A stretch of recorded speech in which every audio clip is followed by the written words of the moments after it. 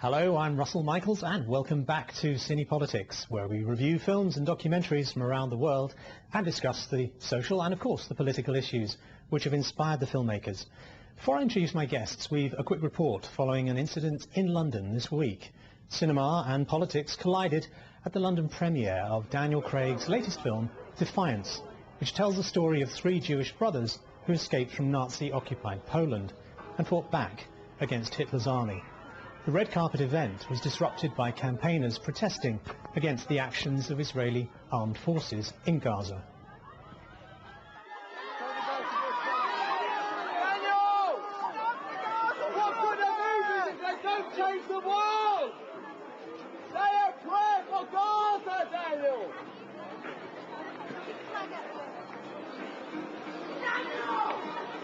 Say a prayer for Gaza! I mean, we have nothing particular against the film. It's just the idea of speaking about the past, what happened in the past, and ignoring the present is really very questionable. How can such a thing happen?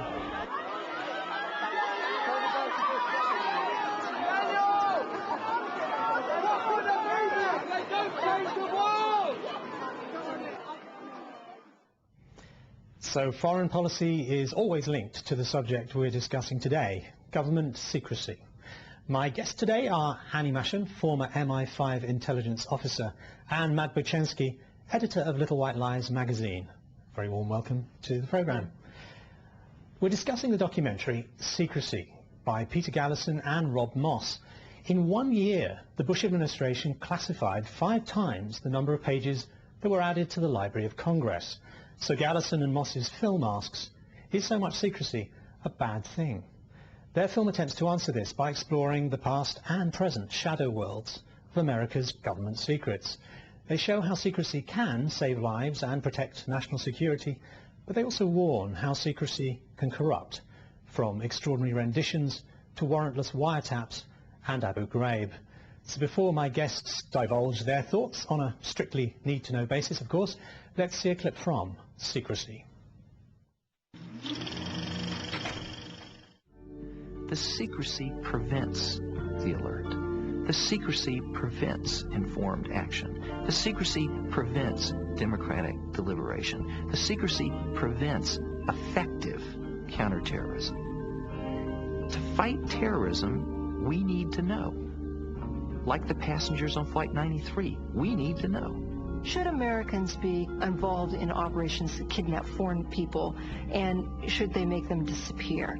And is that consistent with who we are as a nation? I would argue that that is exactly the kind of thing that we would want our intelligence services to be doing, because what we want is to wage that clandestine war. Take it under the radar, so our enemy does not see us coming. And so we have more latitude of action.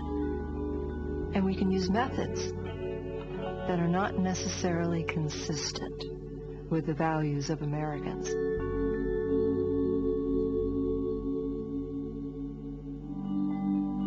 Post 9/11, a veil of secrecy has descended upon much of the government. We're seeing information that had been on thousands of government and military websites taken behind a firewall. And because we don't see them, we don't miss them. It's as if we had a department of government secrecy that no one has ever heard of.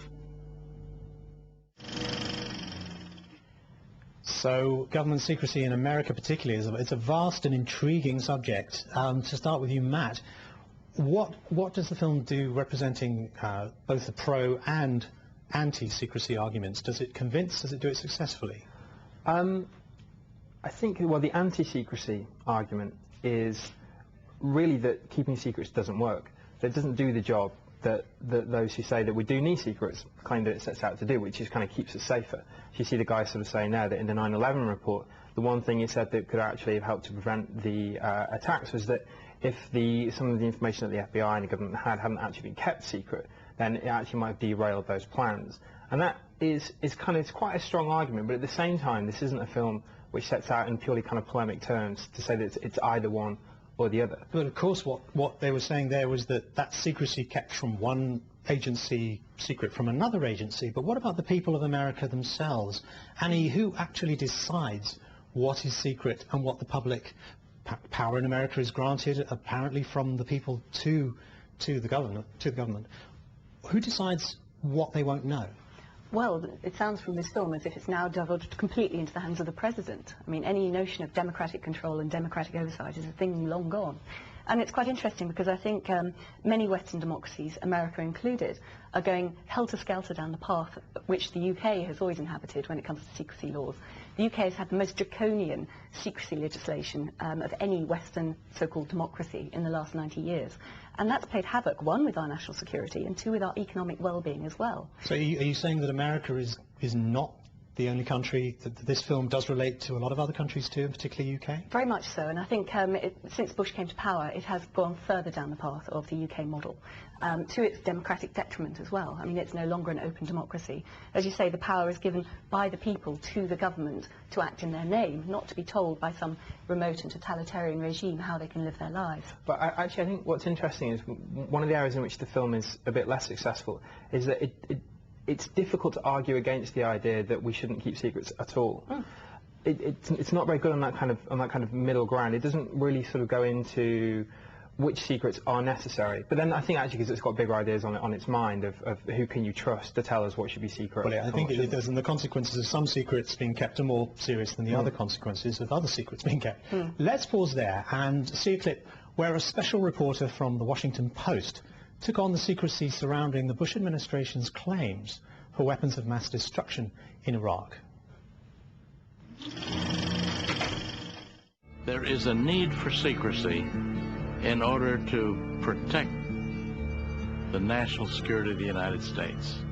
The public is told by the media that there's excessive secrecy in government. The media is always trying to reduce the level of secrecy. They're always trying to get information that the intelligence community thinks should be protected. I really resent accusations that we're not patriots or that we are indifferent to the security of the United States if we publish things that the government says are secret. I think what I do is every bit as patriotic as what a soldier does or what an intelligence officer does. I think that people who look only at security are misjudging what kind of society they're supposed to be defending, and I think ultimately the idea that the president and the president alone can decide what we will know is profoundly un-American. I went to Iraq for the first time a few days after the fall of Baghdad, covering weapons of mass destruction. And what I was trying to find out was, what was the truth of it? Did Iraq still have programs? Did it have stored munitions? Had it reconstituted its nuclear weapons program? All those things were alleged by the Bush administration. And one by one, those things fell apart. And at every step of the way, the fact that they were falling apart was protected by government secrecy. So it seems that an information war has been going on alongside the real war, the other war. To start with you, Matt, to what extent has the last 8 years been a war between the Bush administration and the American and to some extent the world media? And why? Actually, I mean, I think at first there wasn't enough of a war between the media and the administration because in the run-up to the Iraq war, the media rolled over and got trampled. And actually, it's a thorny issue because it's hard to deny that the media does have a responsibility to protect secrets when national security is at stake. The problem is that neither we nor the media can trust the Bush administration in this instance when they tell us that national security is at stake. And what guys like the Washington Post reporter have proven that time and time again, that this idea of national security is really just being used as a smokescreen to cover up either criminal acts or incompetence. But now, can we trust any government? Is it all being laid at the doorstep of the Bush administration? And do intelligence agencies generally, and specifically in America, control the media in their countries? I think control might be going a little too far, but they have undue and undemocratic influence, no doubt about that. In the UK, for example, there is a discrete section within MI6, which is a sort of James Bond section, called Information Operations, IOPS, which is there specifically to plant stories, false stories, or spin negative stories in the media for the spies and also sometimes for the government. So there is this sort of behind-the-scenes control, which again can alter our perception of what's really going on. Now that's false stories, but what about suppression? Well, no, and stopping spin, the story? and spin the stories too. There's many, many examples of that as well. And that is a problem because, of course, we can't make decisions as people in a democracy if we don't know the facts by which to base those decisions on. And also the very concept of defining national security, which you've mentioned before, is a very movable feast. National security has no legal definition under law.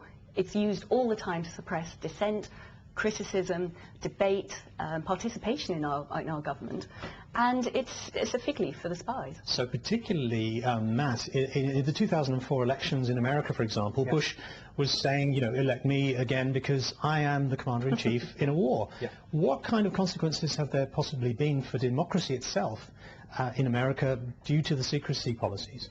I mean, well, catastrophic, you would say. You know, the point is made in the film that Bush, at the same time in 2004, that Bush is saying, elect me because I'm a war leader. All of the evidence which has been kept away from the eyes of the electorate suggested that, in fact, that he was an incompetent at best, criminal at worst, that the American public were being lied to. So there's a direct perversion of the democratic process in the keeping of illegitimate secrets. Well, a lot of people have been trying to find out those secrets and to stop the consequences, so let's pause there and see a clip where we meet the two attorneys who sued Donald Rumsfeld and the Bush administration itself to secure fair legal process for the suspects held in Guantanamo Bay.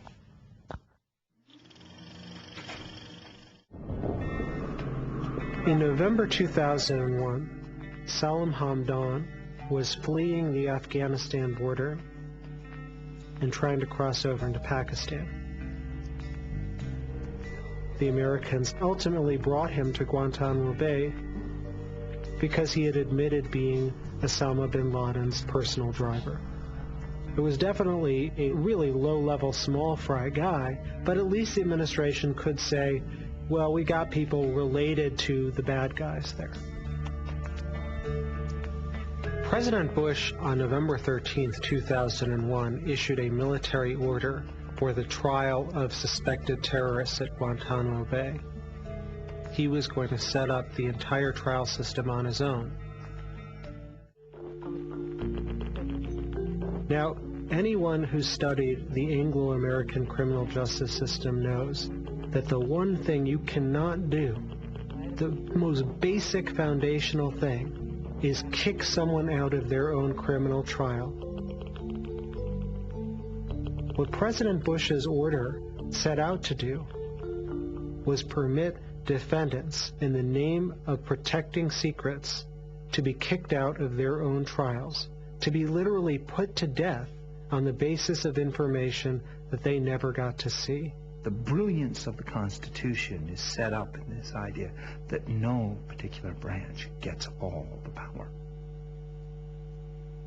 Yet fundamentally, that was what they had claimed for the commissions. Fundamentally, that was what they had claimed for interrogations, for wiretapping, all of these things, and done it in secrecy. But the Hamdan case had the opportunity to begin to pull back the blanket of that bare, raw assertion of power. Matt, how important was the Hamdan case for American values as a society? Well, I mean, see, I'm no lawyer, but as I understand it, sort of the right to face your accuser in court and the right to hear the evidence against you is pretty much the cornerstone of the Western judicial system that dates back centuries and centuries. And what the Bush administration were trying to do, what the president himself is trying to do, is erode that. And as I said there, it's basically a huge power grab. And it's sort of fundamentally, it's like jaw-droppingly unconstitutional, you know. So can we say, Annie, that the Bush administration was trying to override the US Constitution itself? Absolutely, there's no doubt about it. I mean, anyone who's looked at the Patriot Act 2001 would realize they've shredded most of the Constitution already. But in fact, the powers they're talking about here for the US intelligence agencies have always existed in this country, in the UK. the idea of people being able to bug your phones, people being able to go into your homes, even ransack the private contents of your computer now, are all there under UK law. We have never been protected in the same way as the Americans have with a strong written constitution, and I'm still aghast that Bush has managed to steamroll his way through it to such a large degree. Now, what we should say, of course, is that in June 2006, the US Supreme Court did actually rule that the military commissions to hear these so-called trials in secret behind closed doors were illegal. In fact, they contravened the Geneva Convention and the Uniform Code of Military Justice. So can we say that that was a great statement for the opponents of America? Yes, it was, but again, I think they go on to say that sort of like the same afternoon, Bush gets together with whoever you get together to do these things and goes about rewriting the laws. I think they have managed to shift that already, though. But I mean, it's only one small step. You know, the rest of the Constitution is still lying in tatters. Can we say, Annie, that the justice system at least has protected, or does protect, law and the truth? Or are there exceptions to that? Minimally. I mean, think about it. Innocent people are still being snatched off the streets around the world and taken off to secret torture camps. I mean, okay, Guantanamo's hit the headlines. This case was one, that's great. But people are still suffering across the planet. It's interesting that 3 out of the 8 justices ruled in favour of Bush.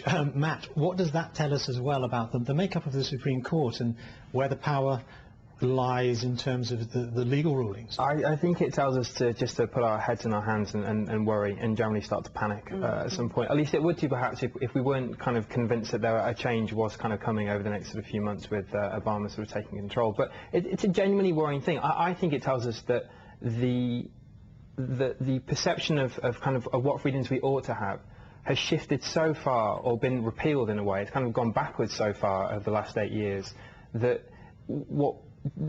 where there are victories, they're very small, and they are, I think, very tenuous, and it worries me that they, again, would be easily lost. The Hamden case was I think, in legal history, a big victory, but of course there are more that are necessary as well. Let's pause there and see our last clip, where Thomas Blanton of the National Security Archive gives a very personal insight into how secrecy corrupts.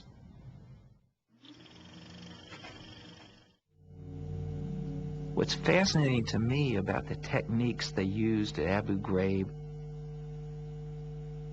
are they the very same techniques that we saw in Central America in the 1980s, because there's a deep well of evil in the human soul, and you dip back into it in extreme conditions, and what the secrecy allowed was them to dip, and they pulled out the same old stuff. We got the torture manuals released that the CIA was using in Vietnam. Most of them got burned, but a few copies got saved in the 1970s when this all got exposed and the tiger cages got blown.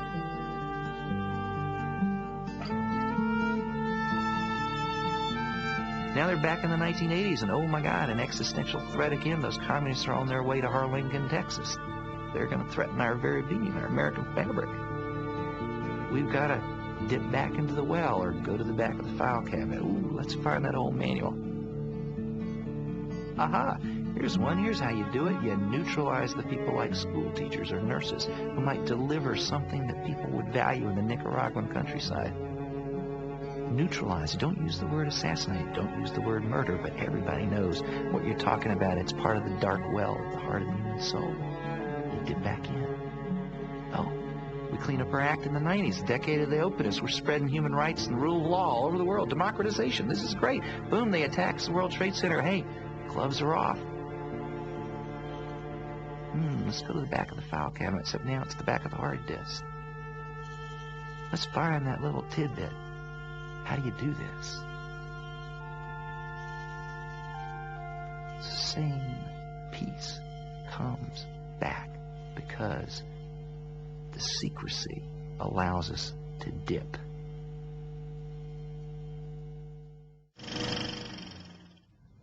Quite a chilling summing up. Annie, do you agree with his view of history for American secrecy, and what does it tell us about the future for secrecy and the consequences of it in the world's most powerful country? Well, indeed, what does it tell us? I mean, I'm chilled watching that, because it takes me back to the idea that some of my former colleagues are going to be involved in that sort of activity, in torture and internment and things.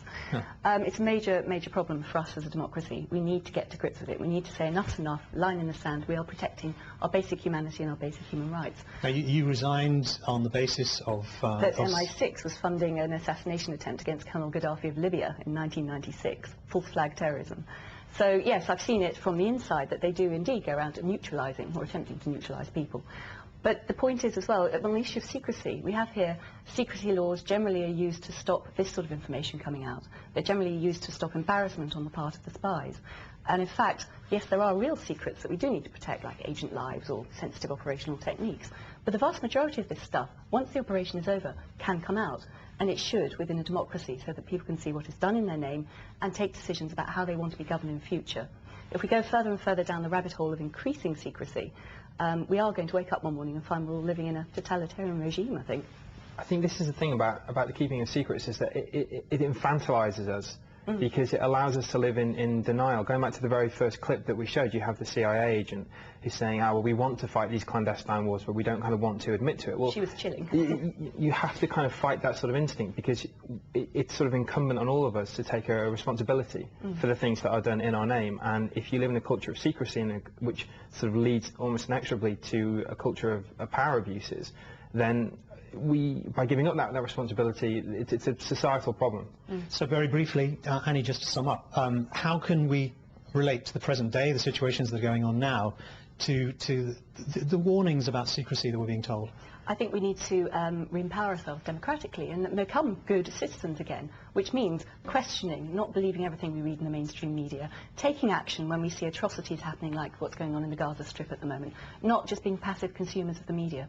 Those who give away liberty to protect their security, of course, deserve neither. It's a famous old quote.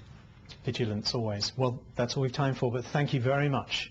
So a warm thank you to my guests, Annie Mashen and Matt Buczynski.